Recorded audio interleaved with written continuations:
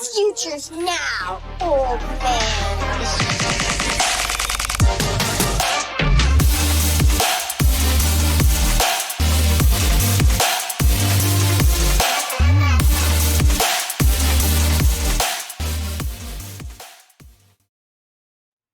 What it do? Jmac and Jose here with you for the Week 9 debrief. Jose, what's going on tonight, man? Not much, man. How you been, Jmac? I've been okay. Yeah, things have been kind of crazy on my end, but had a good week in fantasy. So no big complaints, having. What's going on with you in the fantasy world? Same, man. Same. I had a squeaked win in Toe Clan, remaining undefeated. Probably playing my biggest competitor and Mando, one of the mods in the Ballers Discord. His team's looking real good. He had a few players on bye.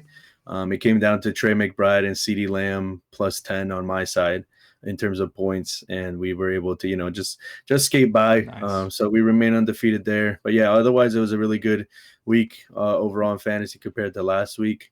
We're recording this on Tuesday right after the trade deadline. So I think that was kind of the first thing we wanted to jump into. Some real big moves that I don't think affect fantasy that much in terms of what like the Jets did, but something that kind of maybe tangentially, not a huge fantasy player, but I think the first player we're going to talk about, Jacoby Myers to Jacksonville. How did you kind of feel about that? What are your thoughts? Yeah, that one was early on in the day. It makes sense for Jacksonville in the sense that they need wide receiver help. I don't know that it made sense in like a smart move as like a GM kind of thing. Like I don't know. I don't see Jacksonville as a serious contender, but I mean their record probably says otherwise, especially in that division.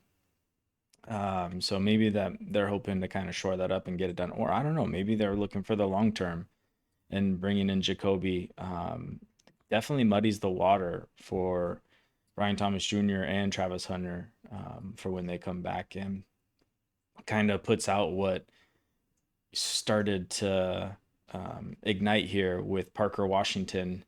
Yeah, and I mean, you still have Brenton Strange kind of waiting in the wing, getting back from his IR stint. So definitely muddies things up. I don't know what Jacoby's role is going to be. I think for the immediate future, like it's good for Jacoby. He wasn't even playing on the Raiders because they were looking to trade him. So I don't know if you see things the same way there, but how are you looking at it?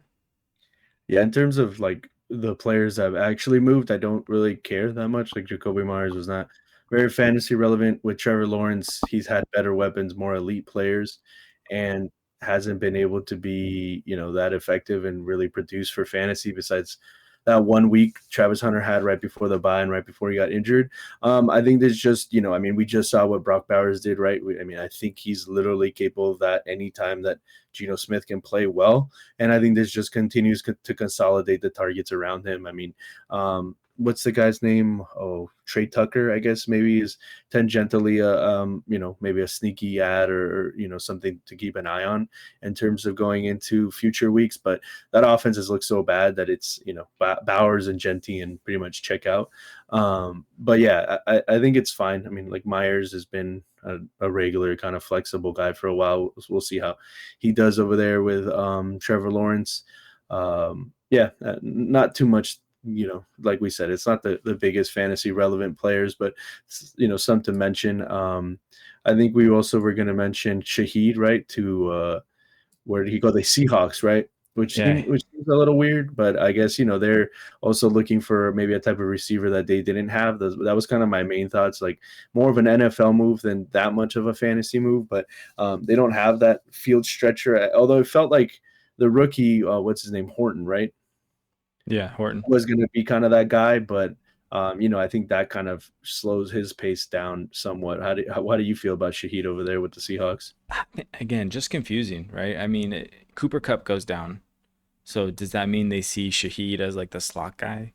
Like that's kind of what I feel like is happening here. But yeah, I mean, I don't know. Like I thought Torrey Horton looked really good. So why not just kind of play into that, and you can stick Arroyo in the slot, or one of AJ blanking on the rest of it. Bartley. Anyways, stick one of them in the slot and you'd be fine. But yeah, Shaheed sending a fourth and a fifth for him. Sure, why not? I guess it's just maybe for the depth if they're planning on making a playoff run because it sure looks like it. I guess that makes sense for them. So yeah, I don't know. I guess I'm happy about it for Olave. Like yeah, you definitely wanted to buy Olave last week. I was mentioning how the buy window opened when the quarterback change happened, and I think now it looks even better for Olave, especially since Shaheed in the immediate future, especially. But Shaheed was stealing the targets as of last week. He was the target share leader in that offense for Week 9. But I think Olave moving forward is just even more clear. And then also, I like the idea of going after Juwan Johnson and kind of attacking that same play there because who else is going to get the ball besides Olave?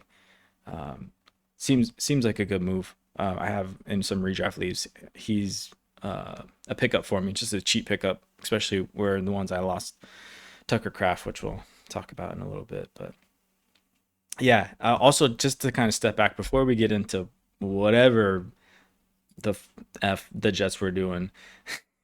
Brock wowzers, man. I'm just like, I was sitting there watching that game, and with the 3 touchdowns, I just kept going wowzers, like because it was just so fun to do, and it reminded me of Inspector Gadget. I don't know if you ever watched that cartoon growing up, man, but yeah, that was his like tagline, his thing, just wowzers. So I might I'm gonna have some fun with that, I think, on this here, but um. Yeah, man. So the Jets, what were the Jets doing today, man? They had a fire sale. Uh, we saw Sauce Gardner get moved to the Colts for 2 firsts, and then they moved Quinn Williams, their defensive lineman, to the Cowboys. Congratulations, by the way. I don't know how you feel about that, but traded your first went for whatever reason instead of one of the first that you got from the Packers, but your first and a second, 1 and a 2, Yeah. to go get Quinn Williams. I don't like it for fantasy. Like, why are you guys trying to get good? Just just stay bad so that we can have fun. Yeah, I mean, I don't, I, it just, they're all, I mean, I think from the Jets perspective, I guess, it does make sense if you're going to tear it down and try to really rebuild through the draft, really finally find the quarterback you want as many shots. It's also got a gamble that if you could, kind of equate it to fantasy and dynasty where you see a team and maybe you don't really believe that they're going to be as good as they are. Maybe not this year's Colts pick, but maybe the 2027 pick looks a lot more, better than a late round pick. I also, yeah, with the Quentin Williams thing with the Cowboys, it doesn't really make any sense. The Cowboys they didn't feel like they were Micah Parsons away from contending, so they traded him. And then you basically trade the same amount to get Quentin Williams, just a much less impactful position on the defense, right? Like the impact Quentin Williams can have on a game compared to Michael Parsons is not nearly as not equatable. And you're also now taking on a big contract. It's not the same as Parsons, but it's still quite a heavy top loaded contract that now handicaps your cap space that you were talking about so much, or that they were at least talking about. So none of that is really fantasy relevant. I don't think Quentin Williams comes in and really makes the Cowboys defense that much better. It will be a marginal improvement, right? Maybe a little bit better against the run in some instances, but the quarterbacks are still, completely trash. The linebackers can't tackle for anything. The safeties, can't cover. So I think in general, it still wheels up for pretty much anybody playing the Cowboys, until otherwise. Like I just don't think Quentin Williams, as good as he is, there's a reason that, defensive tackles are not viewed as like a predominantly important position in terms of like, NFL rosters. Like it's awesome when you have one and they can make a big difference, but when the edges aren't doing their job, it doesn't impact as much. So in terms of that, I mean, the Jets now have so many first round picks. I think it makes sense. I mean, getting, like you said, the Cowboys pick is definitely, I don't think the Cowboys are going to be anywhere, near the back end of the draft in any time soon. So those are some pretty good picks they got from the Cowboys. And yeah, man, I don't know. It for fantasy, not too relevant. For NFL trade deadline, at least we got something fun. Like the NFL trade deadline usually is a lot of like sizzle at the top and barely any steak. It's all like, rumors about this. The guy surprisingly, and I just read a report before we hopped on here, was the Chiefs were shopping for Brees, and I guess they were only willing to send a fourth, and they wanted a third. That would have been really fun. I think the Brees with the Chiefs. That I mean, it would have killed Burchard and Hunt, and Pacheco being hurt. But I think Brees would have definitely taken a big jump in his fantasy value. Sadly, that didn't happen. Well, looking at it from the Jets' perspective, how do you feel about the Jets now? Now it's pretty much Garrett Wilson and Brees Hall on offense, and I don't know. They're still not saying who the quarterback is. Their defense, though, is this another kind of Cowboys Cincinnati 2.0, 3.0, where now the defense is greatly been hit, and so now they're just going to have to put up a lot more points? Does that make you more interested in Garrett Wilson and Brees Hall, or are you kind of just still the same? No, it doesn't change a lot for me. I mean, until we can actually see like a significant bump into their offensive, will, then I'm still kind of mediocre on them. I think there's more to be taken here just from, reading the writing on the wall that they've left for us after selling out, two-star defensive players, but keeping Brees and Garrett Wilson, especially Brees. That's the weird one, right? I understand they didn't get the draft capital they wanted for him. It's hard to believe only a fourth was offered for him.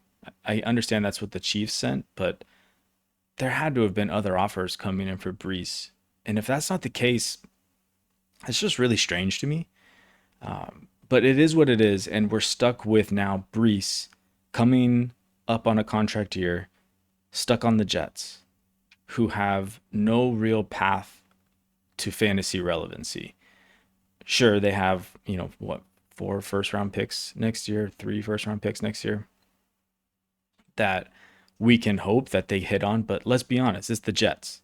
Like, are we really going to put much faith that they're going to use those picks to rebuild for an immediate future outcome? I'm definitely not banking on that. So I'm really worried about Brees's future outlook. It's bleak. I was hoping that he gets traded in the offseason, which is still a possibility. I mean, the way I see it playing out is they're going to franchise tag him. And if they don't trade him off that franchise tag, then he's essentially going to be Saquon Barkley. He's going to get tagged over the next couple of years and then eventually move on.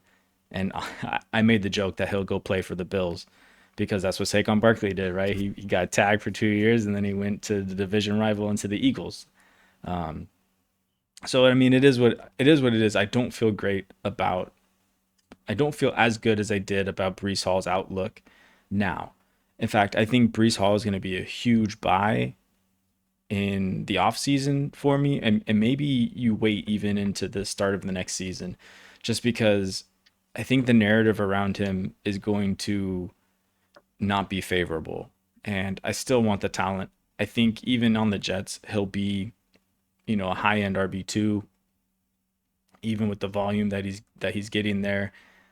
And then you're just kind of playing in the long run for, 2027 probably for him. I don't know. If you see things differently or the same? And then Garrett Wilson is what it is. Like, he's hurt now. But it's not great for the future unless they go and if they hit on a quarterback, I guess things change a little bit, but I'm just not confident that that's going to happen. Yeah, I mean, I think with it, it's one of those things where you hope, they've done kind of these patch quarterbacks, but you hope if they're going to draft somebody that they'd kind of bring somebody in that could stabilize. I mean, we've seen what like a Joe Flacco is doing for Cincinnati, where we thought that offense was completely dead. now. And I know we're gonna get to him.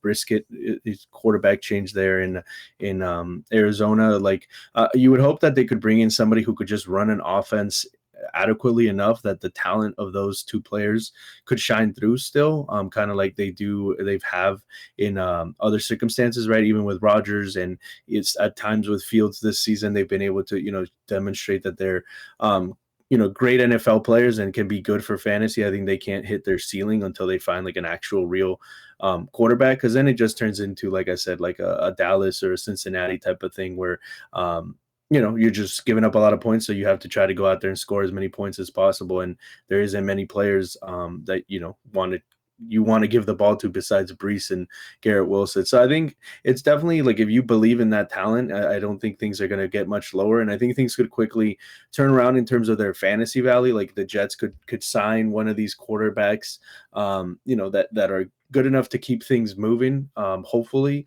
and give you some fantasy relevance. And then you hope that they actually, are able to finally draft a good quarterback. But yeah, like you said, believing or trusting the Jets to do that is definitely a leap of faith. I don't really understand the point of franchise tagging a running back. I don't really see it, especially when you're not really looking to win and put up W's. You're rebuilding, tanking, so to speak. I know the NFL, that's not like pro sports organizations don't like to talk about it that way, but there's not another way to put it besides that. And that That just what the makes it Jets did today. so much sadder because they're Right. just killing Brees's career. Yeah. Like they're locking him in the basement, and all he wants is to go to a team where he can actually compete. And Right. it just feels bad. And we haven't even mentioned that there's probably a coaching change happening there. So it's like there's fires everywhere, and it's not looking too good. Yeah. 100%. Another thing that's not looking too good, man.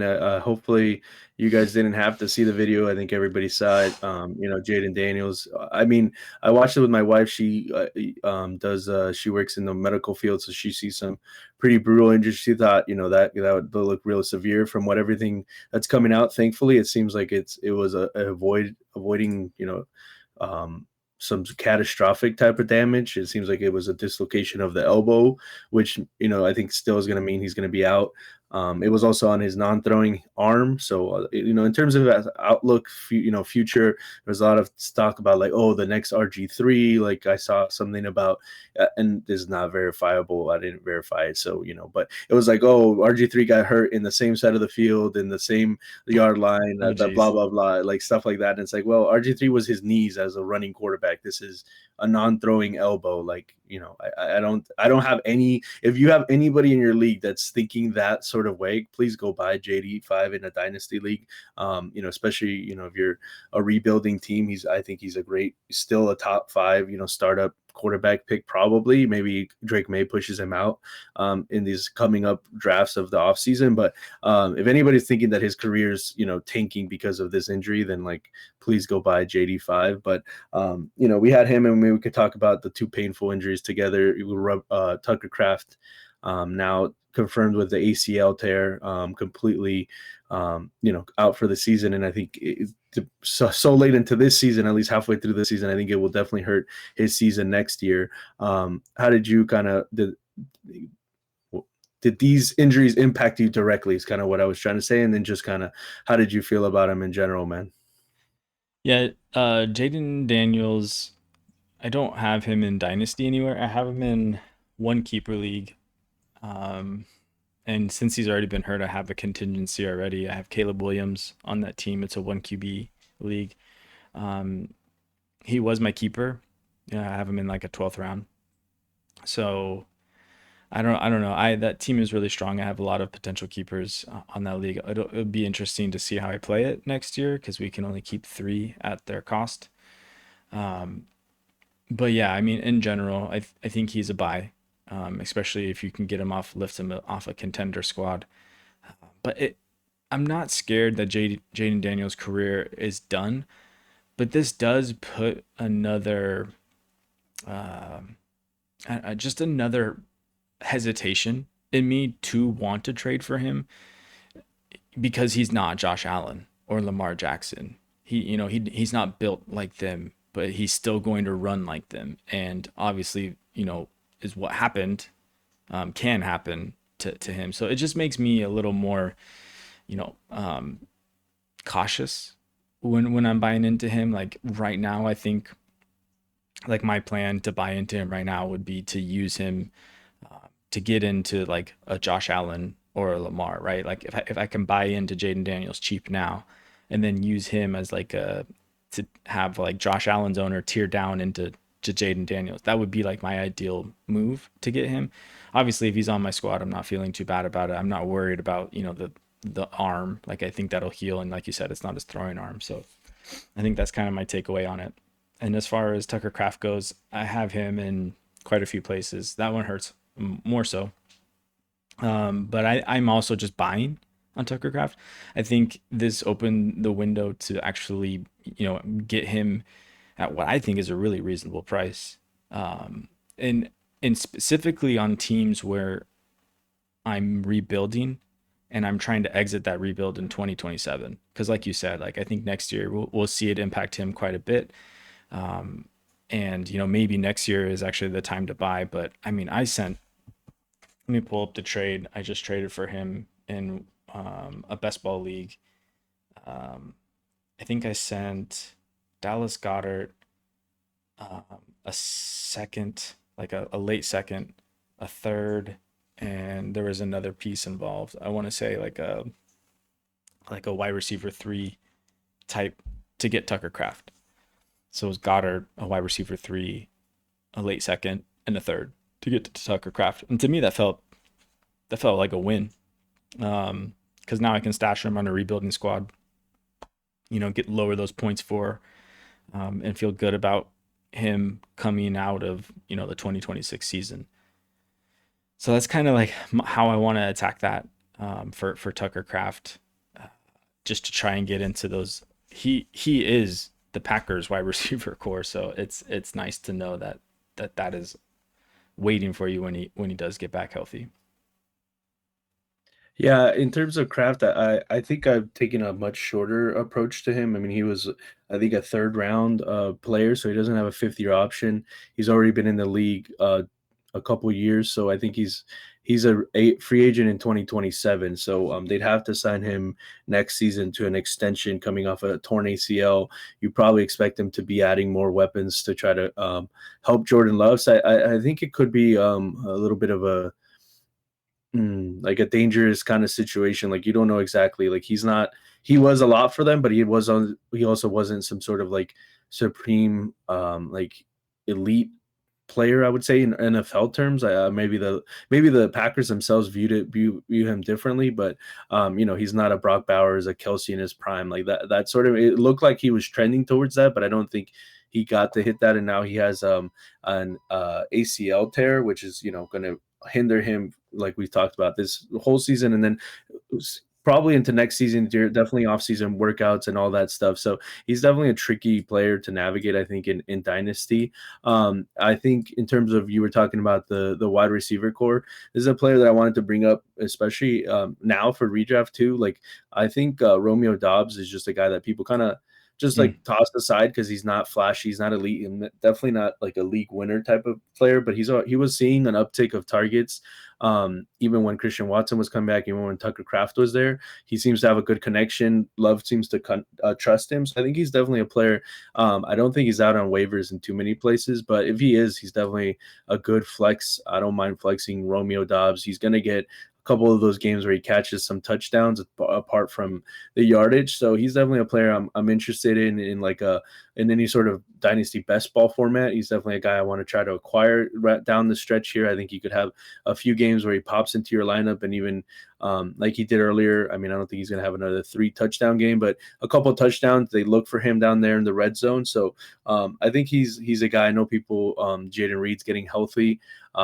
Christian Watson's back, but even when those guys have been around, Dobbs has been a guy that consistently got targets, and I think now the vacuum that Kraft leaves opens him up to be even more involved, right? Like we've been talking about, the Packers are a team that's looking for a playoffs. They're pushing. They're going to be in a lot of games.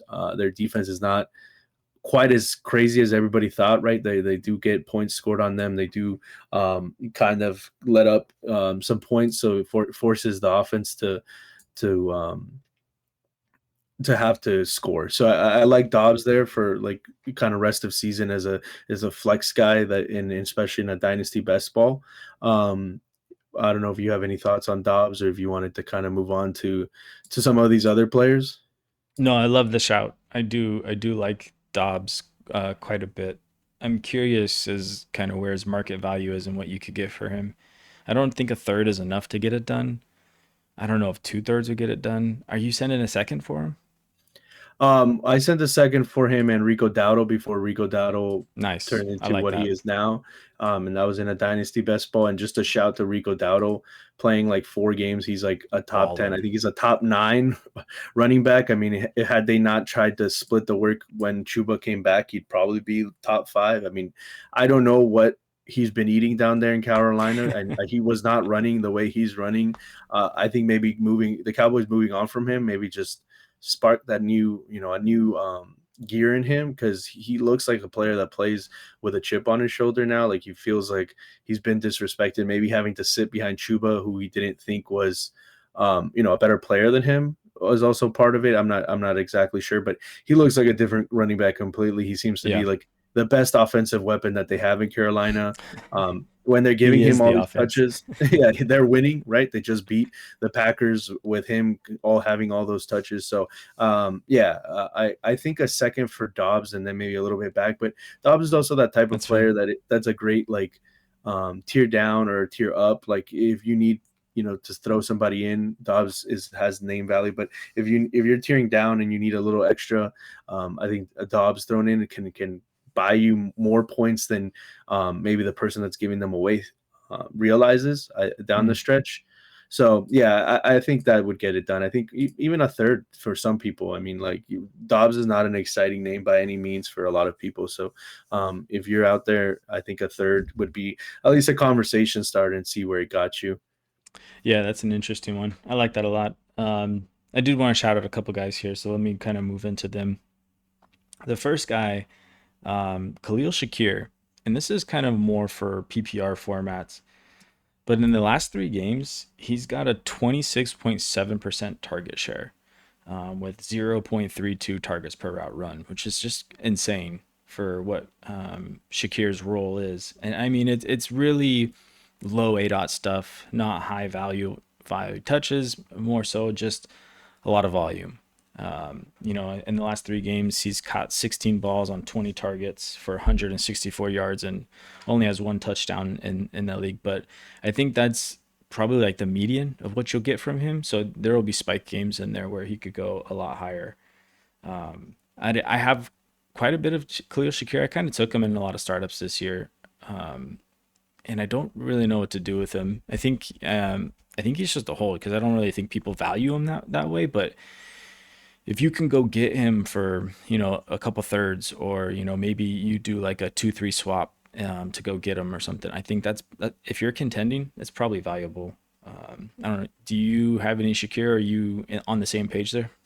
Yeah, it definitely this is like a PPR or any sort of tiered PPR, point for first down, like any of Yeah. those extra kind of things. Like he's definitely not somebody in half PPR I really want, but you're definitely right. Like in full PPR, he gets enough done to be a solid wide receiver 3 or like a good flex. And then the moment he catches a touchdown, it almost always spikes him up to Yeah. almost 20 points. So and that offense is going to continue to score. They need to. He is it doesn't seem like Keon Coleman's happening. It just all the hype. We kind of talked him. I talked about him. I had some hope, but it's not looking likely.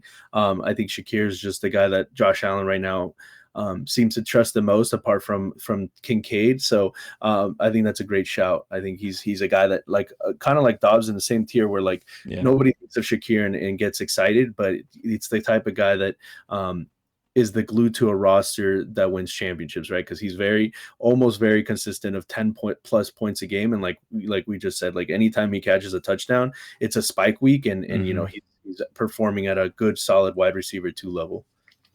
Yeah. I wholeheartedly agree. All right, another guy I got here, Troy Franklin. He's kind of been in and out of the radar here of relevancy all season and even somewhat of last season. But in the last 3 games, and mind you, losing 2 of those games are including the Giants and Dallas, but he's had 27 targets over those 3 games, which is just wild. Albeit, like only 16 of those targets were deemed catchable.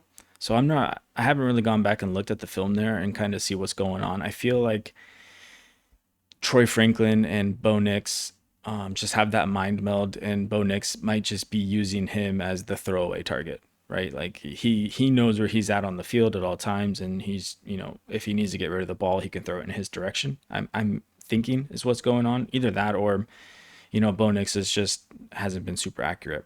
But off those 27 targets, he has 13 catches for 135 yards and 3 touchdowns with a 23.3% target share and a 43% air yard share, which gives him a 65% Whopper, which is the weighted opportunity rating, which we talked a couple episodes about.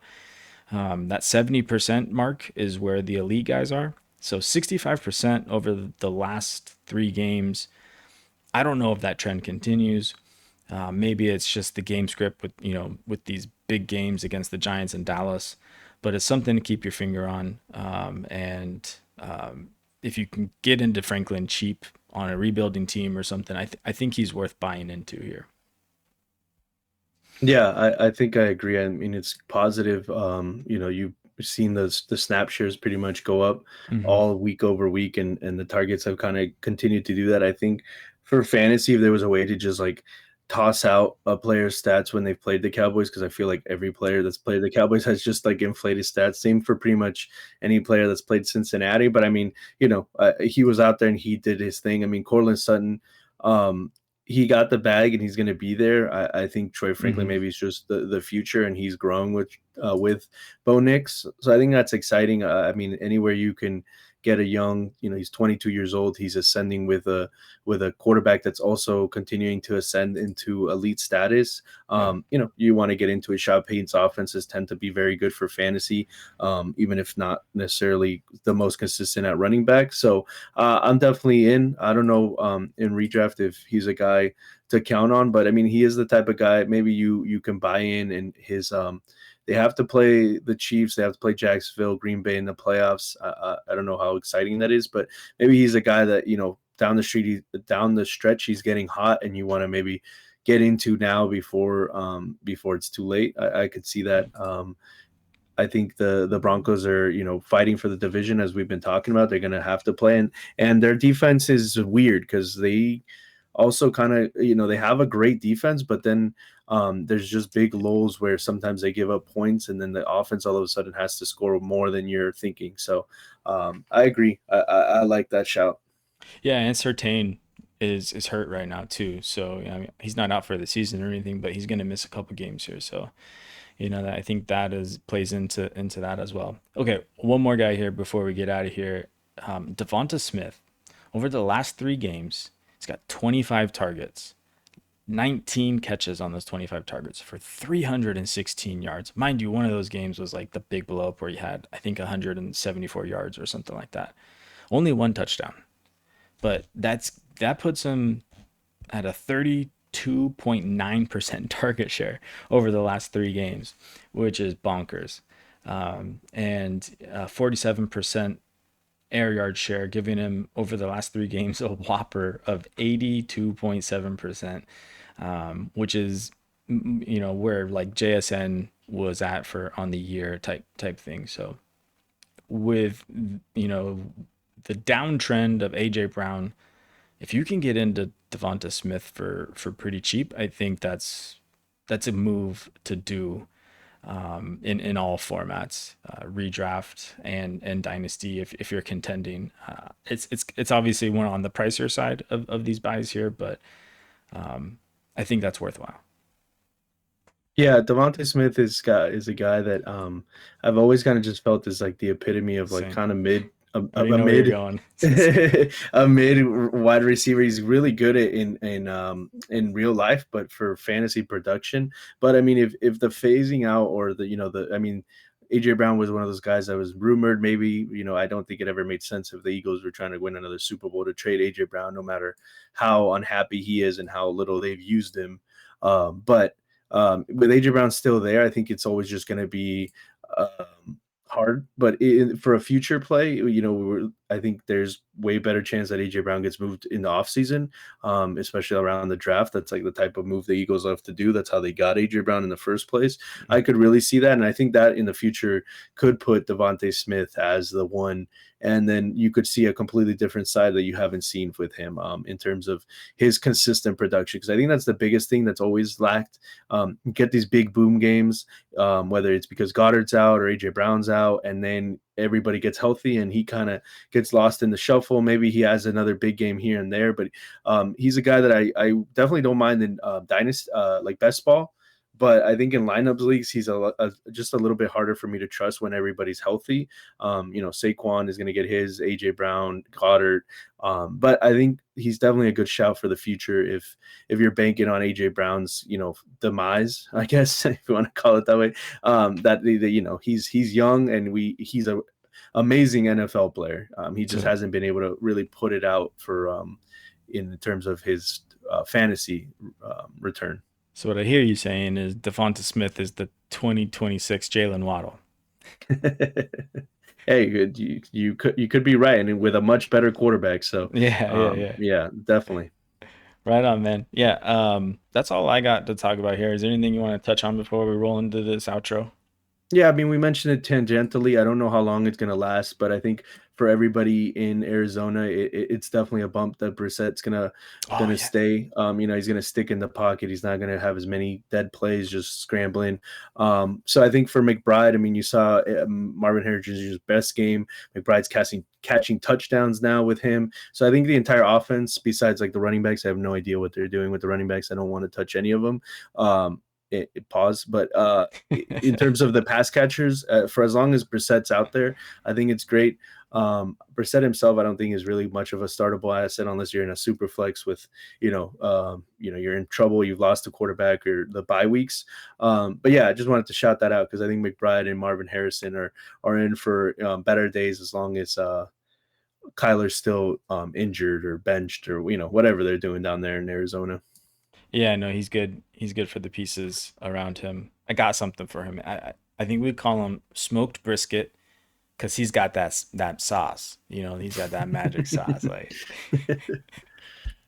I love it. All right, man. Let's roll into this outro here. We ran a little bit long, but it's too fun, man. I was thinking we should maybe extend these episodes a little longer and just go for an hour, but I don't know if we got it in us. Sometimes I feel like we do. But either way.